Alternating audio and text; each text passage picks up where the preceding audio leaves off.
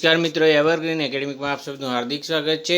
आज આપણે ઘરે શીખીએ વિષય हिंदी જે ઓગસ્ટનું જે પ્રથમ વિષય છે આપણો हिंदी એમાં પાઠ નંબર 1 हिंदी देश के निवासीનું ઉપર આપણે સોલ્યુશન જોઈશું। પહેલાં શીખી લઈશું કે કેવી રીતના આ પ્રશ્નોના જવાબ આવશે। તો અહીંયા પહેલું છે हिंदी देश के निवासी। हिंद देश के निवासी। अब हिंद देश के निवासी के बारे में हम माहिती लेंगे। तो हिंद देश निवासी यानी कि अपना भारत देश के बारे में इस कविता में बात की गई है। तो ये कविता में श्री विनय चंद्र मोगल्यश ने लिखी है। यह कविता भारत देश की विविधता में जो एकता दर्शाई है इसके बारे में लिखा है। अब ये कविता है वो अपने पाठ्य पुस्तक के अंदर दी है, उसमें संपूर्ण अभ्यास करना है। अब इसकी प्रवृत्ति के बारे में हम जो देखेंगे, इसमें QR कोड भी दिए डाले गए जो दिशा एप्लीकेशन से हिसाब से आप स्कैन करके उसका अध्ययन कर सकते हो। अब पहला प्रश्न है प्रवृत्ति नंबर 1, चलो भारत को जाने, यानी कि भारत के बारे में माहिती लेके भारत में कैसा है कैसा नहीं है इसके बारे में। इसमें जो पास में एक चित्र दिया है तो वो चित्र कौन से राज्य का है वो लिखना है और उस राज्य की विशेषता क्या है वो लिखने की है। भारत को अपने अलग अलग राज्य में के लोगों की वेशभूषा दी गई है। वो आपको किस राज्य का है ये पहचानना है और इसके बारे में उसकी जानकारी लिखना है। पहला जो चित्र दिया गया है वो एक गुजरात राज्य के जो ये चित्र है, ये जो वेशभूषा दिखाई दे रही है वो गुजरात राज्य की लगती है। गुजरात राज्य में मुख्य भाषा गुजराती है। गुजरात में प्रसिद्ध द्वारकाधीश है का मंदिर है, सोमनाथ जी का मंदिर है, अंबाजी है, अक्षरधाम जैसे बहुत जग विख्यात मंदिर ये गुजरात में आए हुए हैं। गुजरात राज्य का पाटनगर जो गांधीनगर है वो उसे ग्रीन सिटी भी बोला जाता है क्योंकि वहाँ पे कोई वो बड़ी बड़ी इंडस्ट्रीज़ नहीं है, वो पूरा राज्य है वो ग्रीन सिटी जैसा लगता है, इसलिए उसका ग्रीन सिटी भी कहते हैं। गुजरात राज्य में नर्मदा, साबरमती और तापी जैसी प्रसिद्ध नदियाँ भी है। ऐसी तरह ये अपने गुजरात राज्य के बारे में लिखना है। इसके अलावा जो अपने पास जो कोई माहिती है तो आप उसे लिख सकते हैं। गिरनार जैसा बड़ा पर्वत है, अंबाजी में अरवली जैसी एक माड़ा आई है, ऐसा भी आप आगे लिख सकते हो। अब आगे अब दूसरा ये चित्र दिया गया ये जो चित्र है वो पश्चिम बंगाल के राज्य का है। पश्चिम बंगाल में से ये पश्चिम बंगाल का राज्य जो है उसके बारे में ये बताया गया है। अब यह चित्र में वेशभूषा पश्चिम बंगाल राज्य की लगती है। अभी पश्चिम बंगाल राज्य की मुख्यमंत्री ममता बनर्जी है। पश्चिम बंगाल में मुख्य भाषा बंगाली है। पश्चिम बंगाल में सब लोग दुर्गा पूजा का त्यौहार बड़े धूमधाम से मनाते हैं और पश्चिम बंगाल की जो मिठाइयाँ है वो बहुत ही प्रसिद्ध है। ऐसा आप लिख सकते हैं। इसके अलावा जो आप कुछ और जानते हो पश्चिम बंगाल के बारे में तो भी आप उसे लिख सकते हो। अब आगे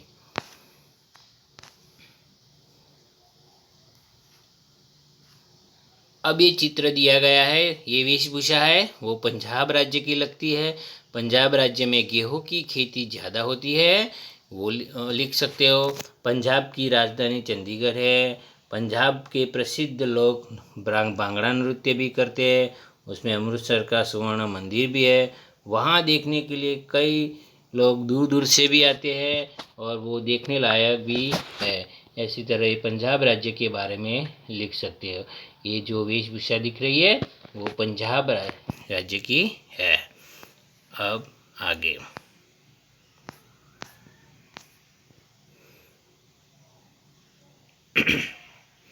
अब ये जो वेशभूषा आपको दिख रही है वो वेशभूषा महाराष्ट्र राज्य की है।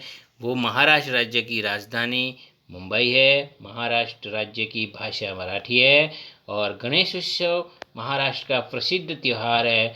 महाराष्ट्र में प्रसिद्ध ये नृत्य लावणी नृत्य भी है। जो हर एक राज्य के अपने प्रसिद्ध जो एक नृत्य भी होता है तो वो नृत्य के बारे में भी आप लिख सकते हो। और ये जो वेशभूषा हमने महाराष्ट्र की बताई, इसके अलावा जो भी आप और कुछ जानते हो तो उसे आप लिख सकते हो। अब ये जो आई चित्र, ये जो चित्र है वो नागालैंड की है। तो ये जो वेशभूषा आपको दिखाई दे रही है वो नागालैंड की है, नागालैंड राज्य जो की लग रही है। और नागालैंड राज्य की किसी भी राज्य की राजधानी कोहिमा शहर है। नागालैंड राज्य भारत के पूर्व दिशा में है। अब ये नागालैंड के बारे में आपने जो कुछ जानता है, हम जानते हैं वो लिखा है। इसके अलावा आप जो और कुछ जानते हो तो आप उसे लिख सकते हो। अब आगे जम्मू कश्मीर, जम्मू कश्मीर के बारे में तो आप बहुत ज़्यादा जानते होंगे, लेकिन मैंने जो लिखा है इसके अलावा भी आप जो लिखना चाहते हैं तो आप लिख सकते हैं। जम्मू कश्मीर ये चित्र जो वेशभूषा दिख रही है वो जम्मू कश्मीर की है। ये वेशभूषा जम्मू कश्मीर के राज्य की लग रही है। जम्मू कश्मीर राज्य की मुख्य भाषा कश्मीरी है। जम्मू कश्मीर के सेब और केसर की बहुत प्रसिद्ध खेती होती है। जम्मू कश्मीर बहुत सुंदर राज्य है, इसीलिए उसे धरती की जन्नत भी कहा जाता है। जम्मू कश्मीर में कई नदियाँ और पहाड़े एवं प्राकृतिक सौंदर्य भी है जो देखने लायक है, इसीलिए उसे भारत देश की कलगी भी कहते हैं। अब आगे, अब ये पुनरावर्तन आया है। तो पुनरावर्तन में ऐसा लिखा है कि निम्नलिखित परिच्छेद का सुलेखन करे। तो ये जो पैराग्राफ दिख रहा है वो पैराग्राफ अपने सुंदर अक्षरों से आप इसे जो नीचे जगह दी है इस जगह पे आप लिखना है। ये जगह में आप सुंदर अक्षर से आपको पूरा अच्छी तरह पढ़ के लिखना है। ये जो पूरा पैराग्राफ दिख रहा है वहाँ पे कोई भी गलती किए बिना इधर नीचे लिख देना। इसलिए मैंने लिखा नहीं है वो, क्योंकि अपने आप लिखना है, ऊपर देख देख के सब लिखना है तो आप उसे लिखोगे। अब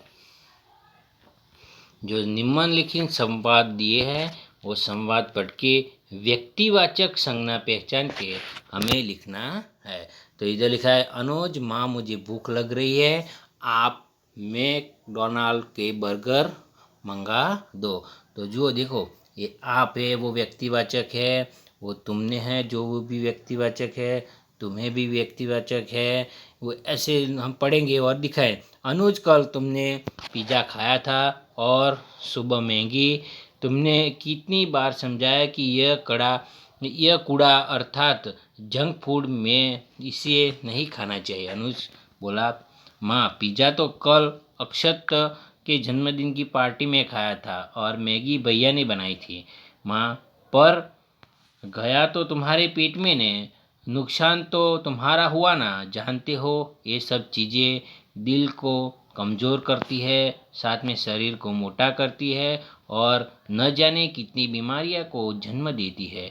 तुम्हें अपने शरीर को ऐसा ऐसा करना चाहेगा। अनुज सॉरी माँ, अब मैं ये जंक फूड केवल हरी सब्जियां खाऊंगा। माँ बोली शाबाश मेरा बेटा।